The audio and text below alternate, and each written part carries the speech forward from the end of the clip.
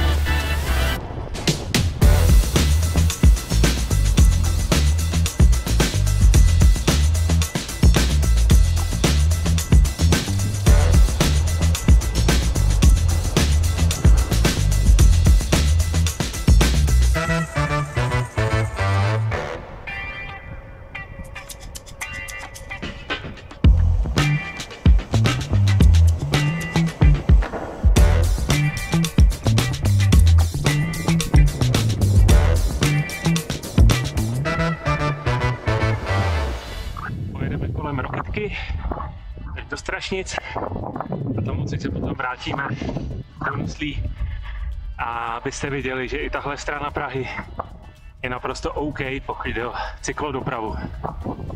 Tak jedem.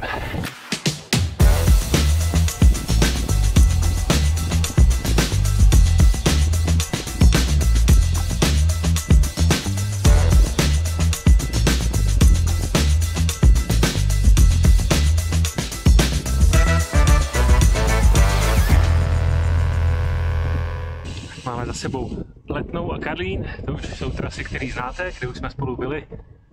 A teď jsme sjeli k Rokytce a budeme pokračovat směrem do Strašnic.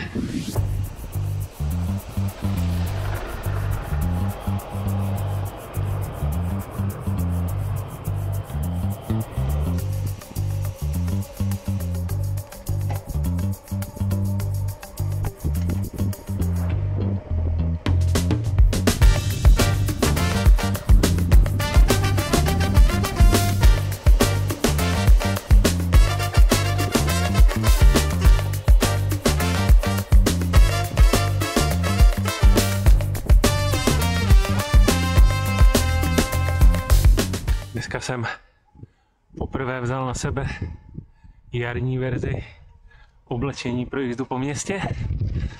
To znamená džíny, merino mikinu a jenom jeden base layer, aby člověku nebyla hodně zima, hlavně aby to neprofouklo. S tím bych chtěl spojit můj dnešní dotaz na vás.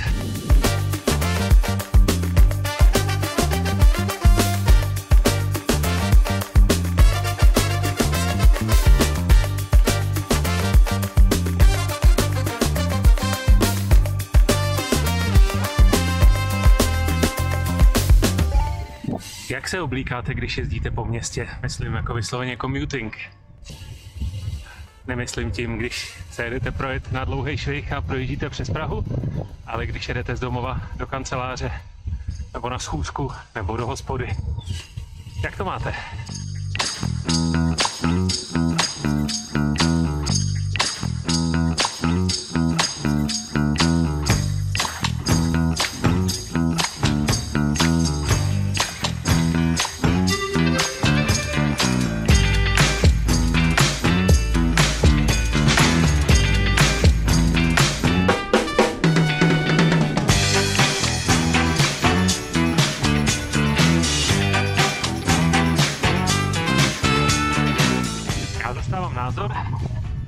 Že Likra do města nepatří. Takže kdykoliv jedu po městě a není teda extrémní počasí, jsou extrémní zimy nebo nějaký zásadní déšť, tak se snažím většinou oblečení brát městskýho, tak abych se nemusel nějak zásadně převlíkat, abych mohl v tom oblečení fungovat.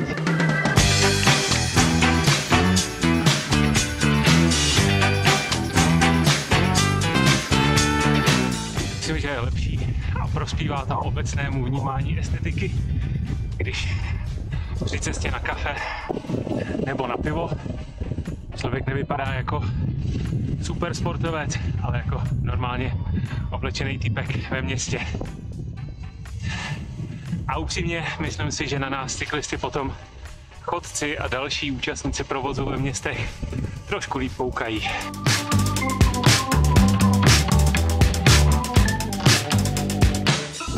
Budu rád, když se v komentářích podělíte o svůj pohled na věc a o vaše zkušenosti s oblečením při dojíždění do práce nebo za zábavou. Díky.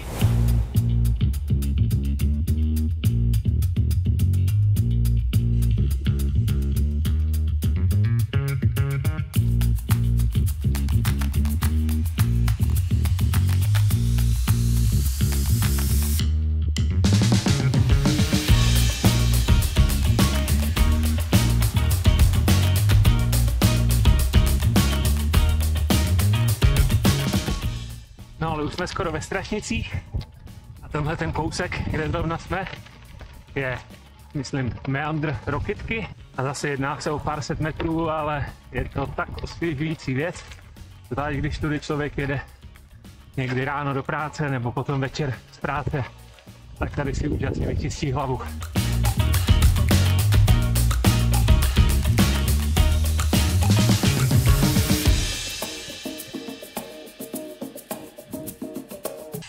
Tady mají v létě jednu z nejlepších zmrzlin v Praze. Bývá tu občas dost lidí, ale když si budete mít cestu kolem, zastavte se, fakt je dobrá. Pohodu v parku máme na chvíli za sebou, teď se musíme vydat do dopravy, ale zase to nebude nic, co by se nedalo zvládnout.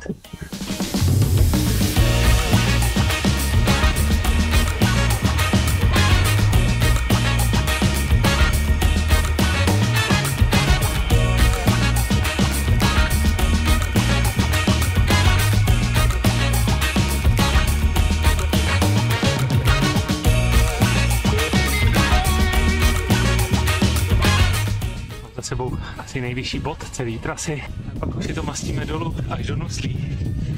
A dneska to bude trasa 22 km, ujetá za hodinku, skoro stejně jako by mi to trvalo autem v dopravní špičce, ale s daleko větší zábavou.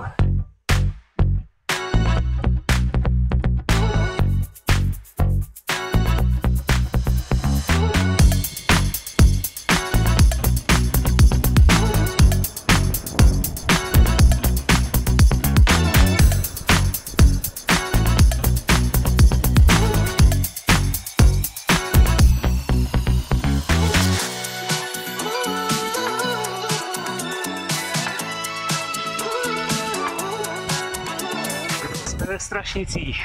Teď už to bude jenom cyklopruhu na širší, rušnější silnici, ale jelikož jsem už nějakou dobu bydlel, tak vím, že je to docela bezpečná záležitost. Tak jdeme dál.